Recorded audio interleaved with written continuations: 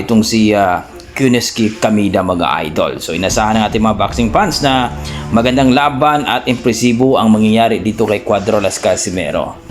Grabe mga idol. At dito nga mga idol, no, bad news dahil po, no, ayon dito sa ranking ni Casimero sa 122 pounds mga idol, ay tuluyan ng binura itong si Casimero sa organisasyon dito sa 122 pounds o Super Bantamweight Division. Natural yan ng mga idol, walang problema yan kasi si Casimero po ay hindi na napalaban dito sa 122. No? Napalaban siya ng last time ay 128. So ranking siya doon sa WBO, rank number 6 at tinanggal din siya.